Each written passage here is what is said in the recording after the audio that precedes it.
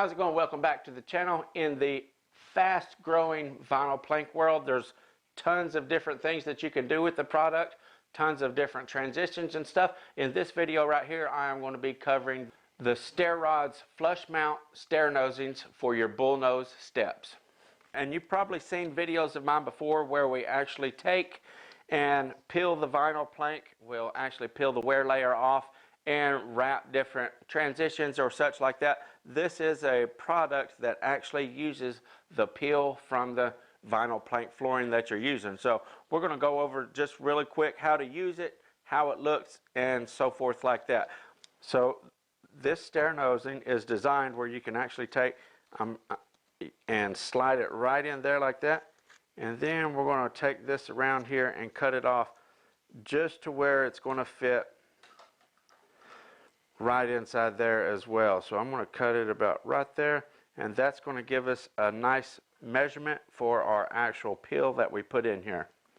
So rather than trying to take a tape measure and measure around this rounded piece of stair nosing, we're just going to take a piece of paper, and as you can see, we have plenty here, not too much here where it's going to hit the back, because we don't want to have slack where it's puckered out like that away from the actual nosing. So we don't want it to be too awful tight. We just want it to cover here and up here, okay? So this is a good marker for how long I need my peel whenever I peel my vinyl plank. This is how long I need my peel, so I'm going to go ahead and mark this. I'm going to lay it directly on my vinyl plank flooring and give me a pin mark. Actually, I'm going to take my knife and just get me just a little mark right there. Now I know where I need to be at with my straight edge. I'm going to do the same thing up here. I'm just using this to get the length of how long I need my peel. So right there.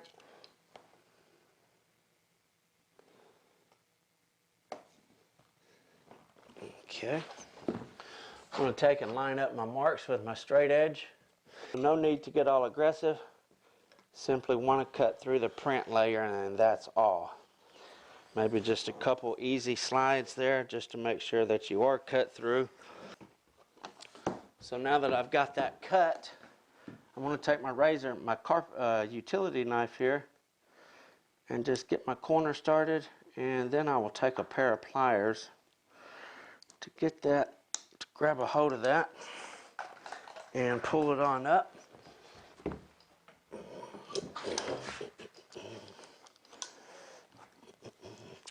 This just helps me get it started here because it's so small right there. It's just kind of, sometimes it's tough to get started, sometimes it'll go on. So there we go, we got it going good now. I'm just going to place my hand here to hold it down, and it should peel off pretty nicely. Some of these peel easier than others. Some of them are really hard to peel. Most of them that I deal with, that I have dealt with since I've started doing this, are actually not too bad. Just a rarity when you get one that's really hard to deal with. You can see how it just wants to curl up like that once you do it. What I'm going to do is take my heat gun. I'm going to lay this all out flat like this. Take my heat gun and put some heat on it, and it's going to make it lay back out flat like it was on the board there.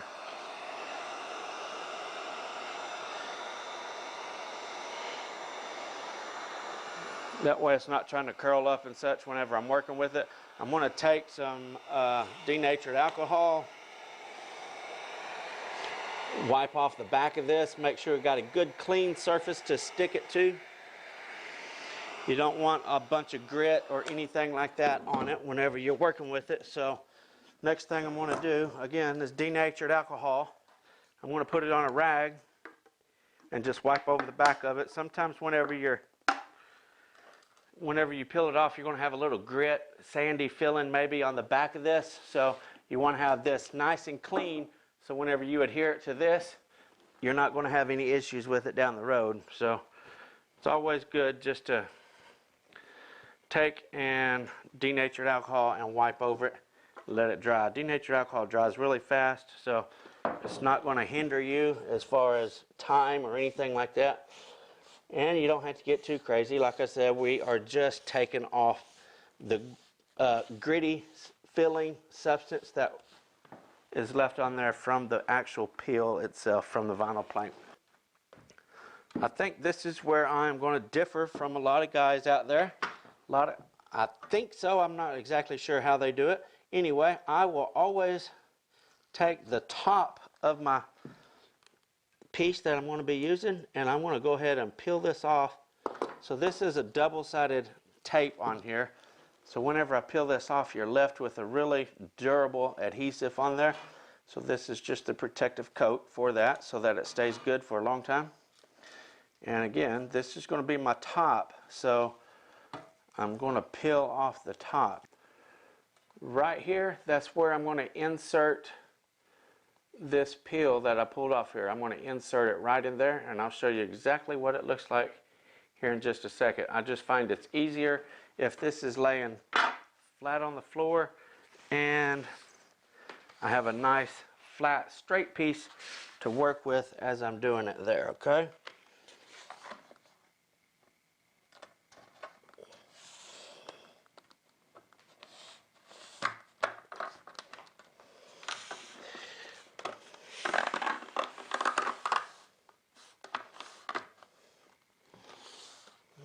Okay, so that is all in there now. You can see how I got that set in there. It's not yet stuck in the adhesive, it's just simply stuck down in the little slot right there. So I'm going to give it just a little bit of heat and make it bend right around there real nicely, and then it will be stuck permanently in the adhesive. It's not going to move after that.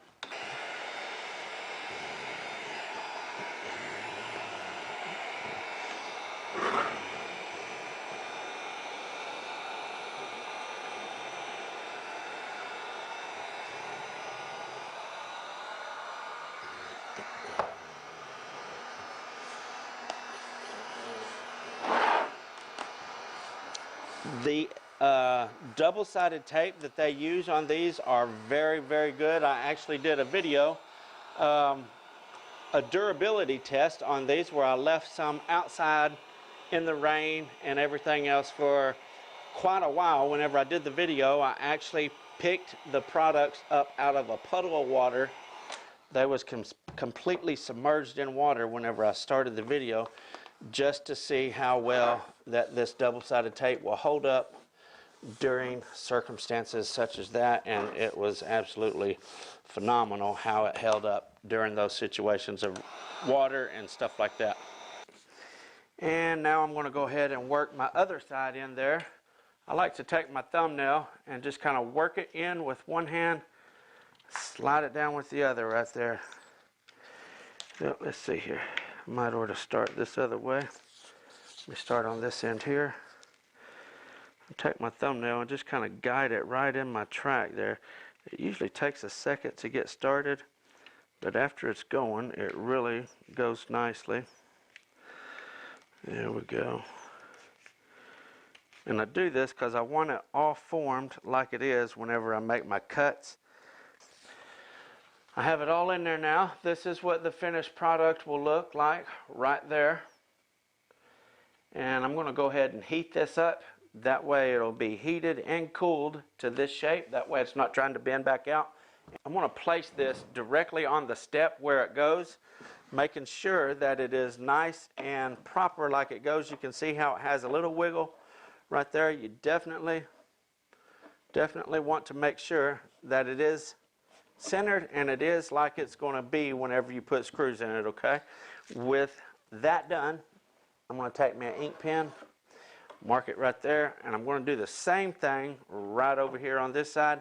Again, you want to be certain that it is placed up against there, how it's going to be whenever you screw it to it, okay? So what I'm doing here is just getting me some reference points. Now I know where to measure to whenever I make my 45s.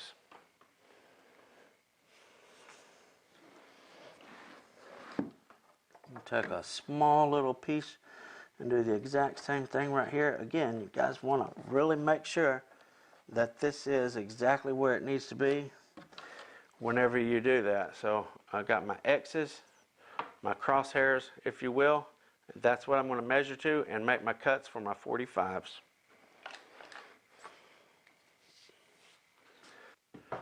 Don't lose sight of which is top and which is bottom. There are two different sizes on these. I think, if I ain't mistaken, every single side has a different side for a 1/2 millimeter difference. Like this will be 5, this is 5.5. The next size up will be 6, and the other side will be 6.5. Whichever direction you want to put it on the step, whether it's like this or like this, will be a height difference in this. There are flush mounts. They will fit nice and flush with your product. So it's very important that you don't get mixed up which side that you're actually using, okay? I'm going to go ahead and measure this out, and we will get our first piece cut. I'm going to take some blue tape, and right there where I'm going to cut it, let's see, this is the bottom. I want to make sure that I roll my thumb on that so it's nice and tight on my piece whenever I make that cut, okay? I'm going to put 2 pieces on there, and then I'll just remark my cut, my measurement.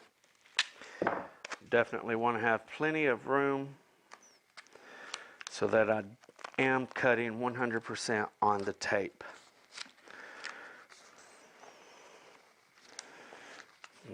Okay.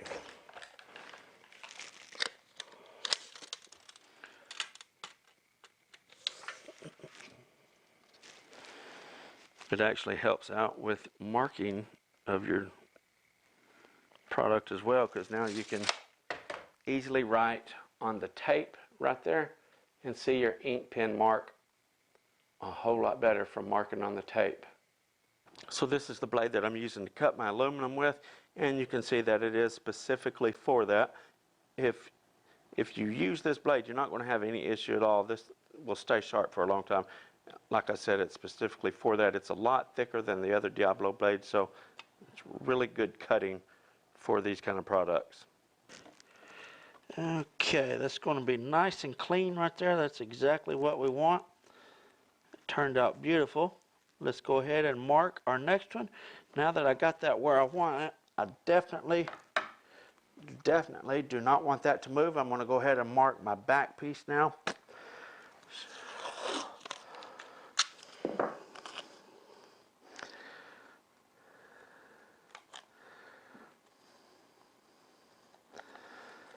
Just going to get my tape on there so I can have a mark on the tape.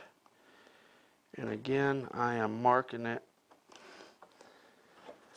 right here on this line that comes out, because that's where I want my cut to. I'm going to double check and make sure we got a nice clean cut before we get too far away. And again, it looks good right there. So let's go ahead now. I guess is what we need to do is get a flat surface. This one here, you got to think about this one just a little bit, because we only got just a little bit. Here, our cut is actually going to be all the way over to here, okay? So we only got just a little bit where we can drill our hole in it.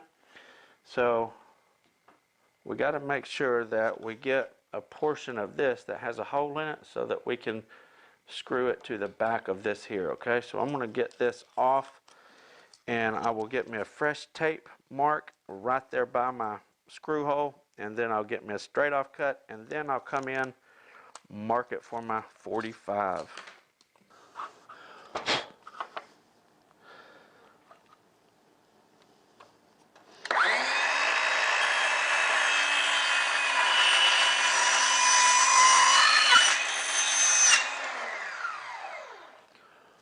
Okay, so I'm going to go ahead and place it on just like it's going to go there, and mark it where it's going to be.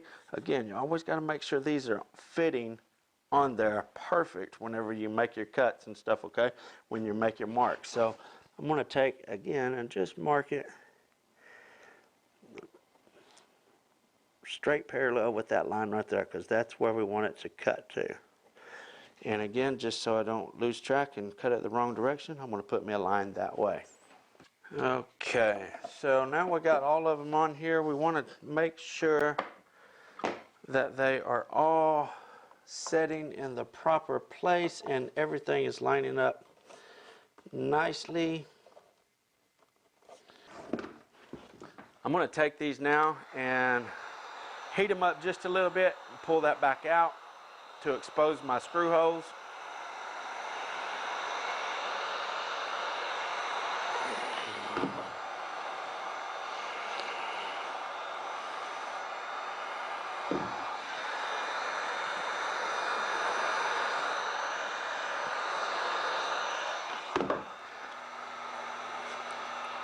Now you can see, I can see my screw holes here. That's exactly what I want.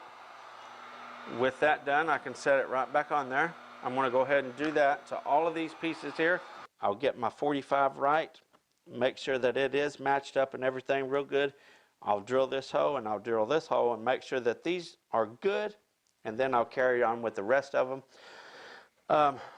These are countersink holes, so that when your screws go in, they sink into this piece and set flush with the track itself. That way the screw heads are not sticking out and causing a bump.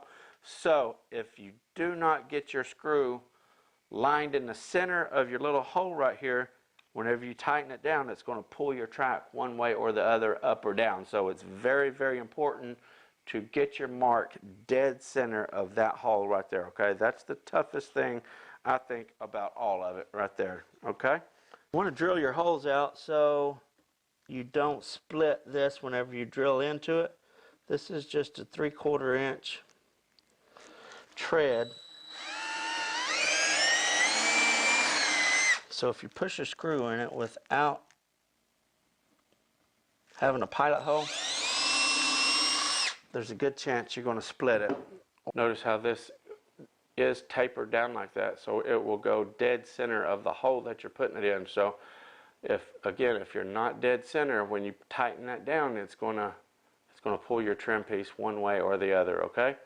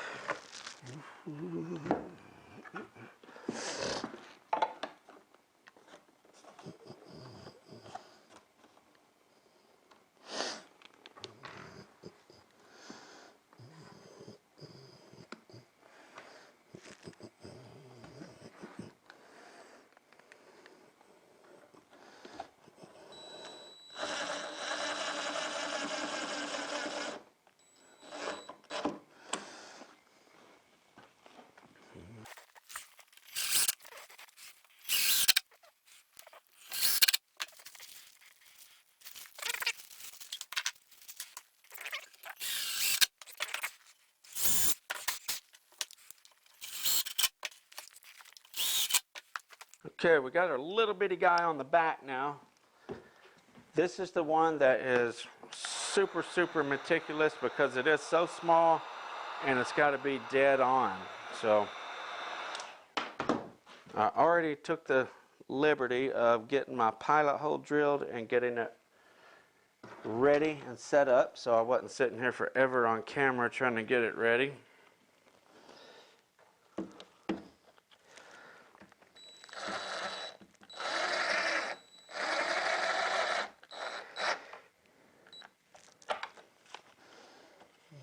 Okay, alrighty, we got all that done. What I want to do now, I'm going to go ahead and make my peel off the top of these, and I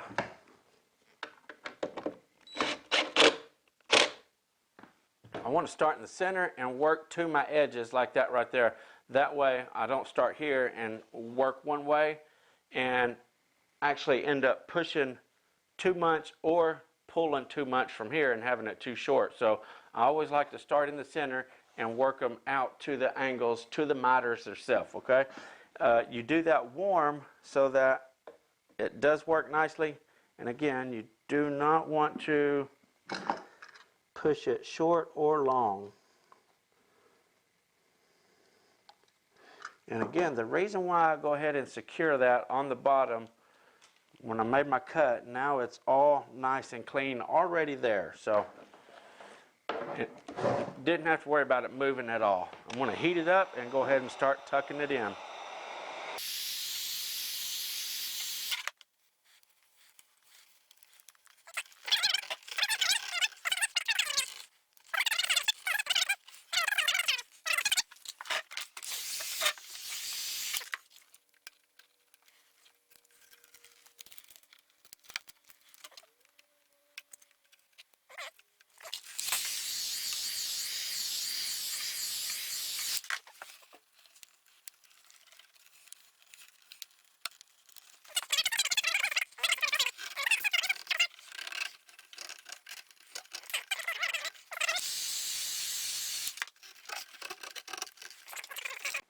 Okay, so this is taking quite a bit. The video is turning out to be longer than I thought, so we're actually going to break this into a two-part video. This will be part one, and we will apply the treads and the riser on the very next video. So I hope this will help someone. Maybe show them a nice way of doing stair nosings or such whenever they're doing their home products. I will leave a link to these wonderful products.